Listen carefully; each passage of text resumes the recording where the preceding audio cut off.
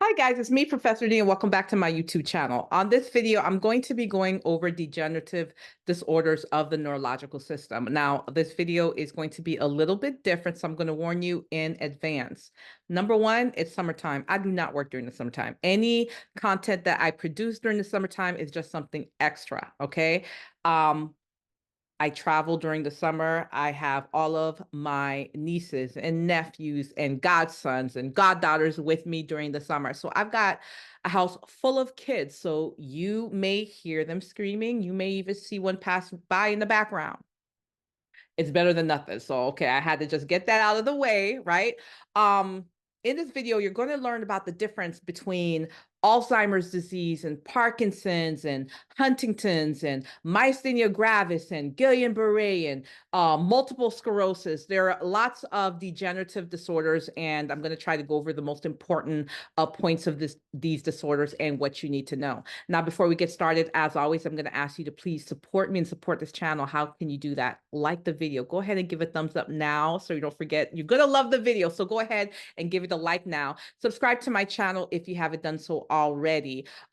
Check out my website, nexusnursinginstitute.com. There you can sign up for a tutoring session. I'm not tutoring during the summer, but I'm going to start back up in September, so go ahead, reserve your spot. You can sign up for a consultation session, and you can get some audio lessons. Now, the audio lessons, those are already pre-recorded. Those are made specifically for students who are currently in the nursing program right now. So it's not like you graduated and you're studying for your boards. You're in the program right now, and you have to do very well on your next exam to even be able to move forward.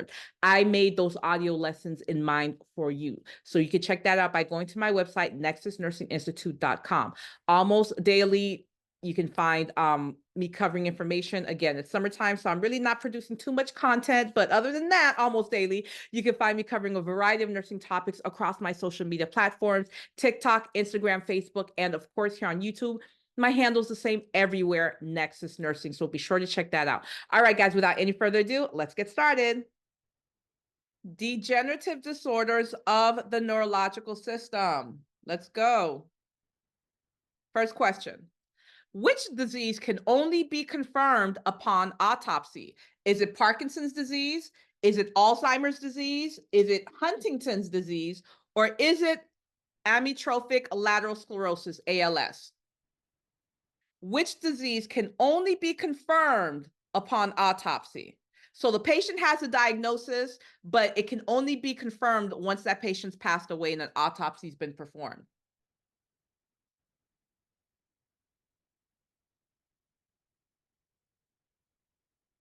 Very good. Alzheimer's disease.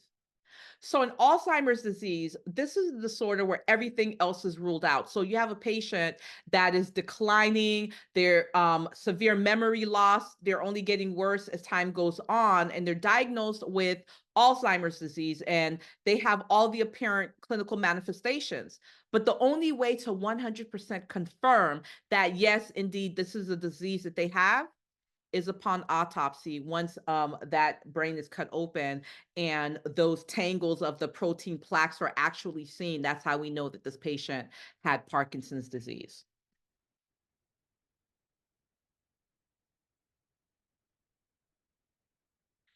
Your patient with Alzheimer's disease is indifferent to things that he or she used to enjoy. What Alzheimer's disease stage is he in?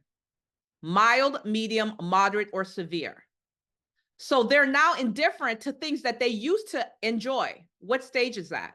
Mild, medium, moderate, or severe?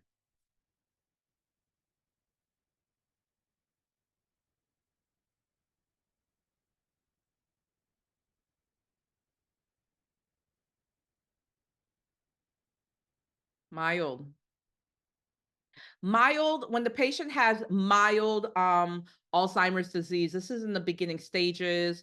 They have the memory loss, absolutely. And they also have apathy. They things they used to enjoy, they're indifferent to it now. Okay, so that's mild. Medium stage, I just made that up, no such thing. Moderate stage, an example of moderate stage, this is when it becomes a little bit more advanced. So the patient, they have memory loss because as time goes on, the memory loss just gets worse, right? So they still have memory loss, but it gets more severe where they'll remember words, but they just use the words in the wrong context. So they remember words, but forget how to use them. That's moderate Alzheimer's disease, right? Then the last stage, the most severe stage, is severe Alzheimer's disease. In this stage, the memory loss is extensive, right? And it's to the point the patient will be thirsty and see water and not realize that water's to drink. That's how bad it is, okay? They'll have loss of their bowel or bladder function. So make sure you guys know the difference between mild, moderate, and severe stages of Alzheimer's disease. How are you guys doing on the live? Okay. True or false? In a patient with Alzheimer's disease, short-term memory is retained longer than long-term memory. Is this true or is this false?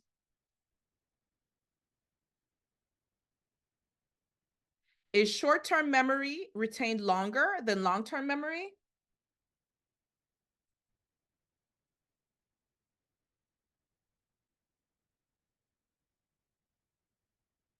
Very good. This is false. When it comes to Alzheimer's disease, it's short-term memory that goes first. The patient will forget something that they just said or did a few minutes or a few hours ago, but they can recall things that happened in decades ago, things that happened in their childhood, in their adolescence, in their early adult years.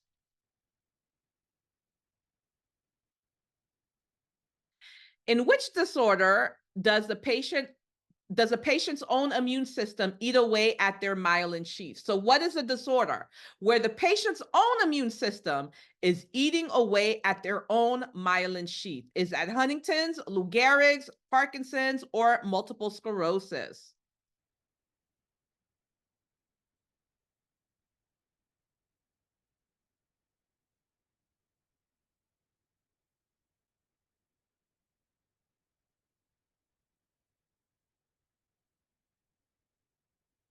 Very good. Multiple sclerosis. So you guys who are actually in the room are doing great, but you guys on the live, you guys are doing the most because a lot of you guys are saying Huntington's. Absolutely not. So let's talk about this. It is multiple sclerosis. So what's happening is that patient's own immune system is eating away at the myelin sheath. Well, why is that an issue? The myelin sheath is what protects your nerves. Okay, so the person with multiple sclerosis, they're going to have muscle weakness, they're going to have fatigue, they're going to have decreased movement, decreased mobility. Okay, and we'll talk about these other disorders as well. All right, your patient with multiple sclerosis is having an acute relapse. Which drug would you expect to be ordered? Would it be antibiotics? Would it be steroids? Would it be antiviral agents? Or would it be sympathomimetic agents? What drug class would you expect to be ordered for a patient that's having a relapse of multiple sclerosis?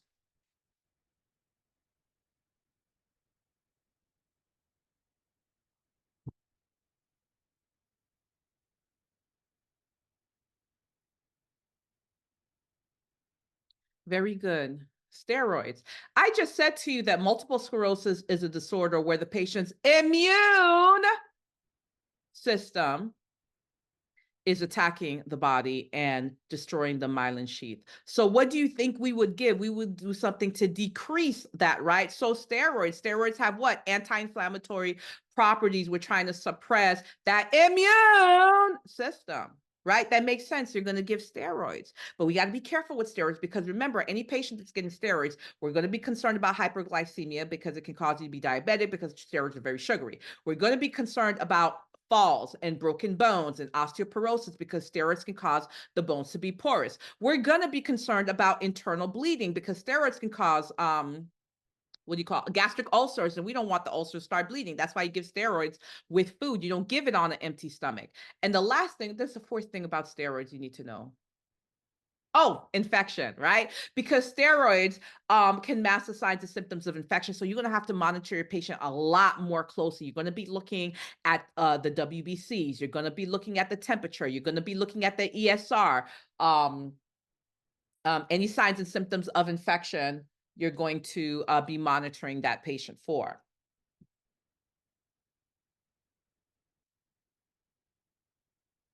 Select all that applies. Which self-care measures would you encourage the patient with multiple sclerosis to take? Select all that apply. Here are your options: high fiber diet, drinking lots of fluid, eating high calorie, nutritious meals, use of laxatives, use of enemas, frequent ambulation. So, a patient with a multiple sclerosis, which self-care measures would you be encouraging in this patient? Remember, when it comes to select all that applies, you want to treat them as true or false. When you do it that way, you increase your chances of getting the answer correct.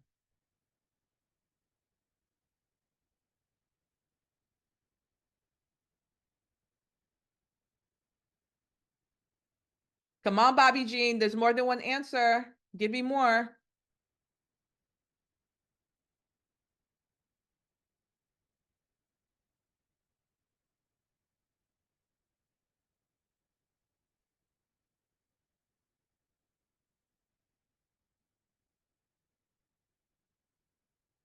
Okay. Let's talk about this. So, patient has multiple sclerosis. We know that they have muscle weakness. We know they have decreased mobility. We know they have fatigue. We know they have constipation. How do we know they have constipation? Because they're not moving around much. When you don't move around, everything slows down. Blood flow slows down. GI tract slows down. You're going to be constipated. So, yeah, high fiber diet to help them move their bowels. Yes, lots of fluids help them move their bowels. Yes, high calorie nutritious meals. They're already not moving around. They're already ill. Calorie, what do calories give you? Energy, right? We want that meal to have lots of calories, lots of vitamins, not lots of nutrients. What about use of laxatives? No. Why? Because they can be dependent on laxatives. How about use of enemas? No. Why? They can be dependent on enemas. How about frequent ambulation? Absolutely, because the more you move around, the more peristalsis will increase, and it'll be easier for the patient to have a bowel movement. So you want them drinking lots of fluids, they eating lots of fiber, and of course, moving around and having lots of high calorie, high vitamin meals.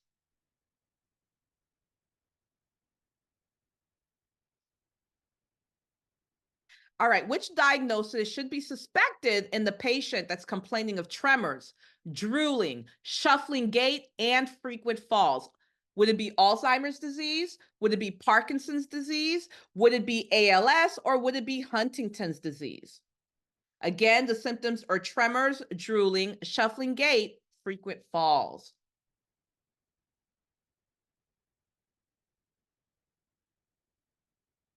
All right, you guys on the live, now you're back with it. Very good.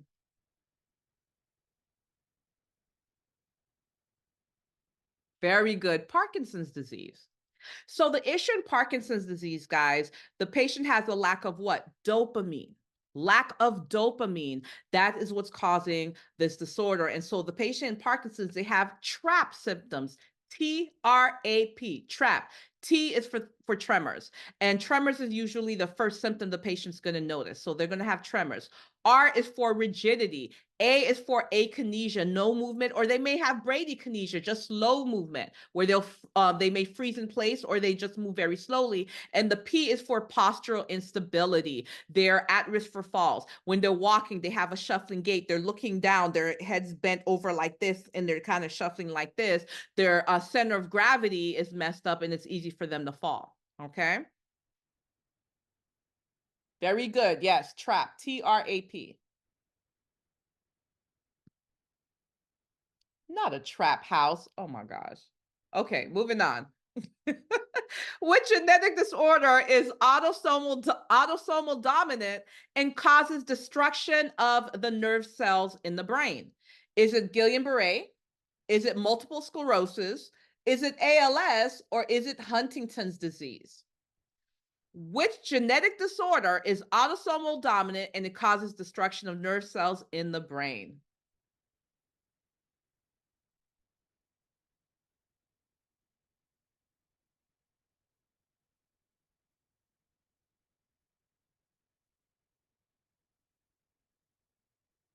Huntington's. a couple of things you have to know about Huntington's. So what's happening, guys, those nerve cells in the brain that's being destroyed. So the patient is going to have like decreased, muscle contraction. They're going to have weakness. They're going to have fatigue. It's important for you to know that this is a genetic disorder. So one of the most important things you're going to be teaching is going to be about genetic screening. Why? Autosomal dominant. What does that mean? That means that if just one parent has that defective gene, their offspring has a 50% chance of inheriting this disorder. So genetic screening is very important when it comes to Huntington's. You got to know it's autosomal dominant. You got to know that if one parent has that defective gene, that there's a 50% chance that the offspring will have it. And you got to know, what's the third thing you got to know about Huntington? Oh, you definitely have to know the symptoms, guys. You got to know about the decreased muscle contraction, the muscle weakness, the fatigue, all the symptoms that go with Huntington's. You have to know that as well. Don't say I didn't warn you. All right. In which diagnosis would you expect to find classic symptoms such as double vision, drooping eyelids, muscle weakness, fatigue? Would it be Guillen Barre? Would it be myasthenia gravis? Would it be dementia, or would it be delirium? Again, classic symptoms: double vision, drooping eyelids, muscle weakness, fatigue.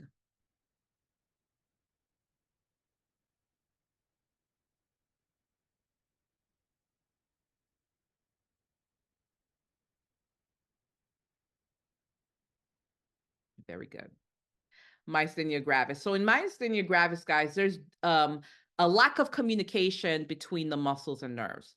And that's what causes that muscle weakness, even weakness of the eyelids or eyeballs, right? Those muscles that control the eyes. So the patient have vision issues, muscle weakness, fatigue. Guillen Barre, we're going to get into that. So I'm not going to talk about that now because I have another slide on that. But the last two, dementia versus delirium, you guys absolutely must know the difference between these two. Okay. Dementia. Dementia is a chronic condition. Dementia is progressive. That means as time goes on, the patient's condition only gets worse. Their memory loss is going to only get worse. It is irreversible. There is no cure. Delirium, though, is the opposite. Delirium is reversible because delirium has an underlying cause. Yes, the patient's confused, but there's something going on. Maybe there's an infection. Patient's got a UTI. Maybe there are two drugs that should not be mixed that the patient's taking, polypharmacy, and that's what's causing the confusion. But as soon as that underlying cause is corrected, the confusion goes away, right? So when it comes to delirium, delirium is short-term, not long-term. Delirium can be reversed. It's not irreversible. Delirium is acute, not chronic. So when you think of dementia versus delirium, I want you to think of them as opposites, and you have to know the difference between the two, okay? How are you guys doing on the live? Professor D, I emailed you. I am on vacation. Amina, I'm on vacation. I take vacation for 3 months. June, July, August. I don't come back until September. So anything I do for these 3 months, it's an extra. I'm just doing it because I can't help myself. But I'm literally like, I have a house full of kids right now. I have all my god kids and my nieces and nephews at the house. I'm like literally sneaking away so I could do this live with you guys. So I'm not going to see that email until September. I'm so sorry. All right, guys. So make sure you guys know the difference between dementia and delirium. I'm on vacation. Okay.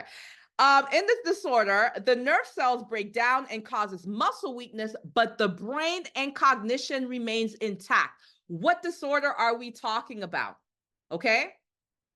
In this disorder, the nerve cells breaks down and it causes muscle weakness, but the patient's brain, their cognition, their understanding remains intact. Is it CVA? Is it dementia? Is it epilepsy? Or is it ALS? What are we talking about here?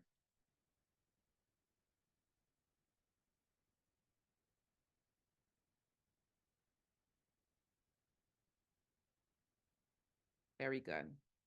ALS.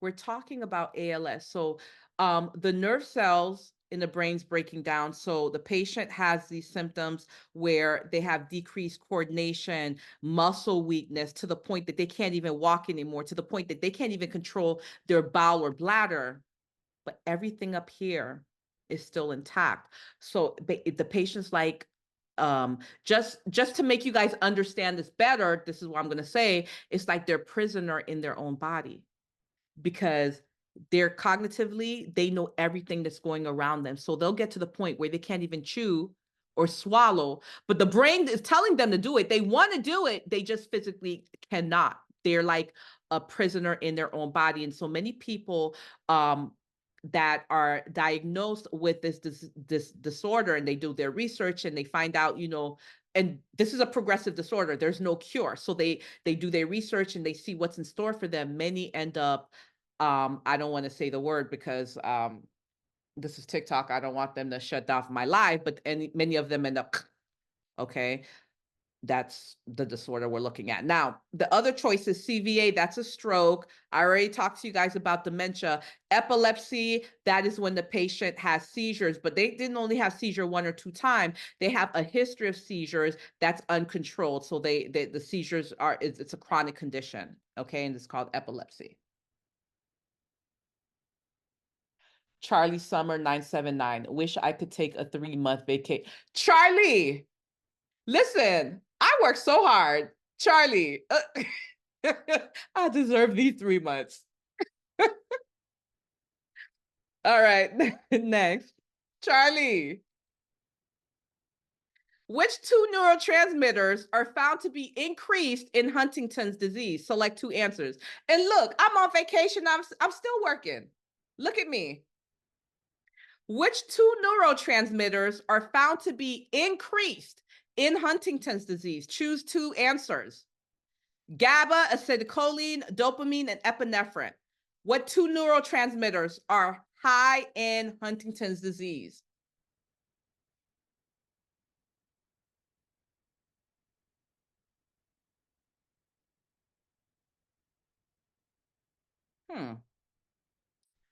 Okay, so only 41 of you guys chose dopamine and 20 of you guys chose epinephrine. So it's dopamine and epinephrine. These 2 are increased in the patient with Huntington's disease. Remember, guys, this is where the nerve cells in the brain are being destroyed. Last question. Which assessment would be a priority in the patient with Guillen Barre disease? Would it be cognition, bowel, bladder, or respiratory? Every single one of you guys better get this correct.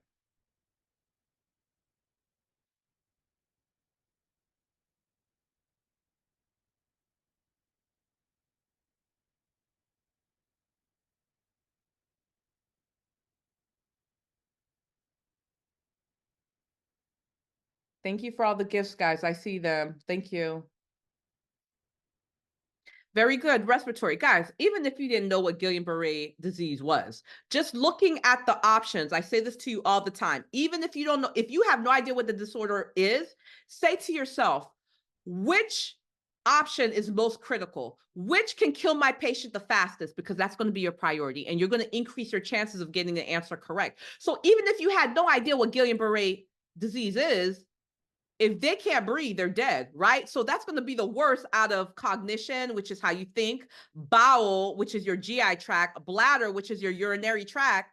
You can live without all 3. You can't live without breathing. So the correct answer is respiratory. So let's talk about Guillain Barre. Guillain Barre disease, this is a disorder where the patient will have paralysis. They'll have weakness. They'll have paresthesia, and it starts in the lower extremities. So it'll start in like the legs and the feet, and it moves up. Here's the thing with Guillain Barre. It heals, that's not the word I'm looking for, reverses on its own. So suddenly it just goes away. Here's the thing. Remember, I said muscle weakness, paralysis, paresthesia, and it starts at the bottom and moves up. So we hope and pray that the patient recovers and it just goes away before it gets to the respiratory muscles, where the patient's going to have to freaking be ventilated, right, if they can't breathe. So we don't know what causes this, but it's thought to be caused from a viral infection because it's been noted that most patients who have Gillian Beret, they get it after they've had a viral infection, but it hasn't been proven. But that's just the thought. So anyway, they have these symptoms. Like I said, it starts in the feet and it moves up. And that's why it's an ascending disorder, because it ascends, it moves up. And here's the thing, when the patient spontaneously recovers, wherever it stopped and they recover, it starts that way. So let's say all of these symptoms started at the feet and it ends up in the lungs. As the patient recovers, the lungs, those muscles of the lungs get better first, and then it moves down to the feet, and last the feet gets better, right? So it's an ascending disorder when the disorder starts, but as the patient recovers, it goes down. So that's also important to know for Guillain Barre syndrome. Thank you, Charlie Summer. And guys, that's it. So let's go ahead and see how you guys did on this Kahoot.